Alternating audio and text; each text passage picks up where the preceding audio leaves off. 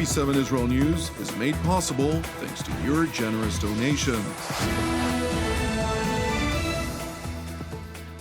Shalom, good evening. This is TV7 Israel News broadcast to you from Jerusalem. The IDF continues to expand its ground maneuver throughout the Gaza Strip, deepening its operational achievements. The Islamist Hamas terror organization rejects the Trump administration's latest push for a ceasefire agreement. The United States rebukes French President Emmanuel Macron for his voiced intention to recognize a Palestinian state absent a negotiated solution. Israel continues to expand its ground maneuver in the Gaza Strip. Among other operational achievements, throughout the Hamas-run territory, IDF troops operating in the southern Gaza town of Khan Yunis located more than 100 rocket parts and other military equipment. As of the battalion's activities in the Khan Yunis area, during Operation Gideon's Chariots, the battalion located a weapons cache, a very significant stockpile of rockets of the enemy. You can see here many warheads, many long-range rockets. This is used by the terrorists to carry out rocket fire toward the Israeli homeland. We will, of course, destroy it. In an attempt to achieve a tangible cessation of hostilities in exchange for the release of hostages, U.S. Special Envoy to the Middle East Steve Witkoff provided the Islamist Hamas, via Egyptian and Qatari mediation, a new proposal on Friday, which Israel had accepted.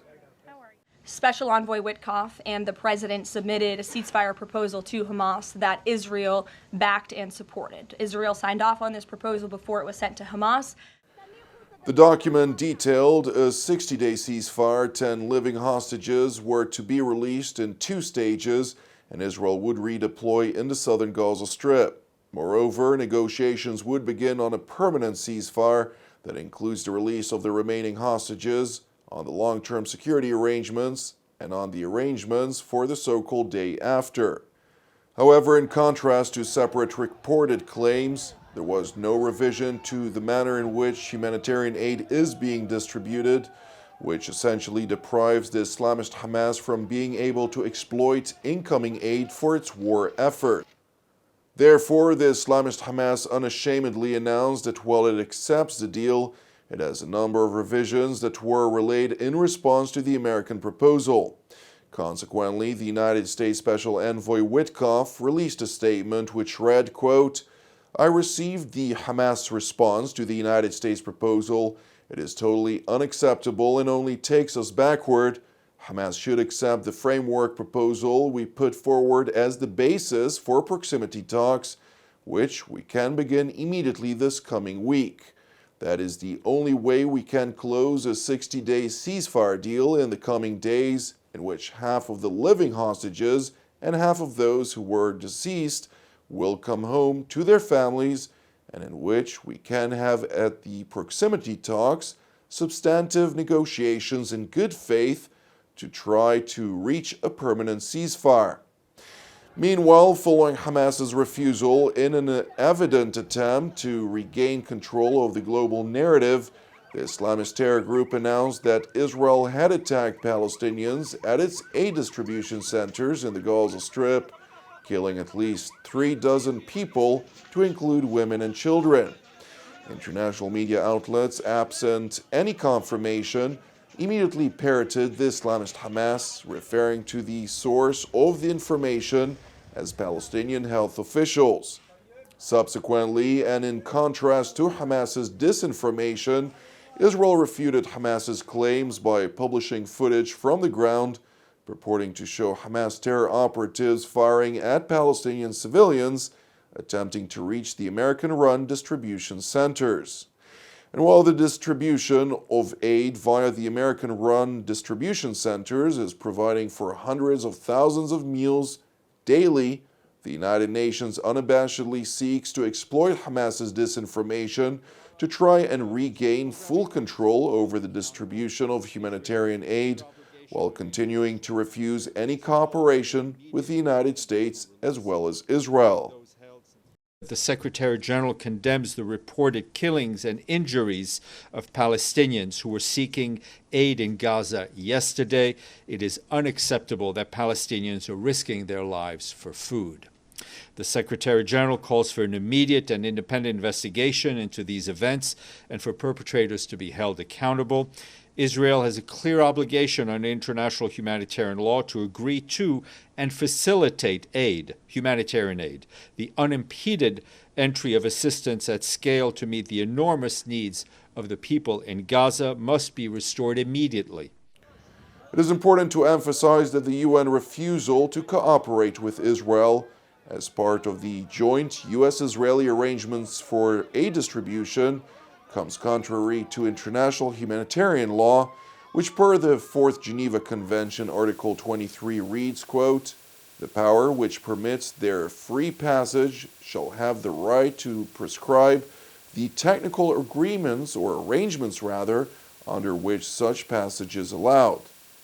Meanwhile, in response to French President Emmanuel Macron's remarks in which he voiced his intentions to recognize a Palestinian state, U.S. Ambassador to Israel Mike Huckabee, in an interview with Fox News Digital, criticized the French leader for his inappropriate rhetoric. When I heard that the French were trying to spearhead this effort to get a meeting together at the United Nations, the purpose of which supposedly is to recognize a Palestinian state. First of all, it's incredibly inappropriate in the midst of a war that Israel is dealing with to go out and present something that I think increasingly Israelis are steadfast against. October 7th changed a lot of things. If France is really so determined to see a Palestinian state, I've got a suggestion for them. Carve out a piece of the French Riviera and create a Palestinian state. They're welcome to do that, but they're not welcome to impose that kind of pressure on a sovereign nation. French President Macron, who is actively promoting Palestinian statehood that will be announced during the international conference on the sidelines of the UN General Assembly later this month, has also begun promoting slapping Israel with sanctions unless it reinvigorates the UN-led distribution of humanitarian aid in an unabashed defiance of the letter of international humanitarian law. And so, if no response that meets the humanitarian situation is brought forward in the coming hours and days, obviously, we will have to toughen our collective position and, in any case, apply the rules that we have set for ourselves, that is, put an end to processes that require respect for human rights, which is not what has been happening today, and apply sanctions. Meanwhile, in the United States, an Egyptian Islamist who resides in the United States illegally attacked a gathering of Americans holding a peaceful protest on Sunday in support of the 58 hostages who have endured 606 days in Hamas captivity in the city of Boulder, Colorado. We're early in the investigation, but some details have emerged. I'm able to confirm there are 6 victims, ages 67 to 88. All of them have been transported to local hospitals. This attack happened at a regularly scheduled weekly peaceful event. Witnesses are reporting that the subject used a makeshift flamethrower and threw an incendiary device into the crowd. The suspect was heard to yell "Free Palestine" during the attack. The subject has been identified as Mohammed Sabri Solomon, and he's 45 years old. The FBI is processing the crime scene and the subject vehicle and interviewing key witnesses. We're assisting Boulder Police in providing technical, analytic, and additional forensic resources. As a result of these preliminary facts, it is clear that this is a targeted act of violence, and the FBI is investigating this as an act of terrorism. Sadly, attacks like this are becoming too common across the country. This is an example of how perpetrators of violence continue to threaten communities across our nation. It's our job, the FBI, the Boulder Police, and our law enforcement and community partners, to bring these criminals to justice and keep our communities safe.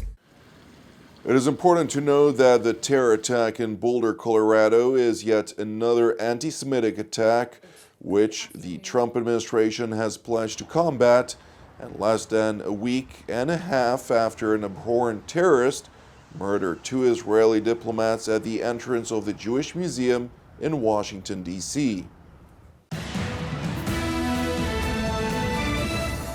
Thank you for watching TV7 Israel News. As ever, it is important to highlight that TV7 Israel is a non-profit ministry with our productions 100% donation-based. Therefore, if you're blessed by the content of our programs, I would like to encourage you to donate. You can do so via our website at www.tv7israelnews.com. Moreover, I'd like to encourage you, pray for the hostages who've endured now 606 days in Hamas captivity. Pray also for the peace of Jerusalem and the salvation of Israel. I'm Jonathan Essen wishing you an Erev Mevorach, and God willing, we'll see you during our next update. Until then, Shalom from Jerusalem.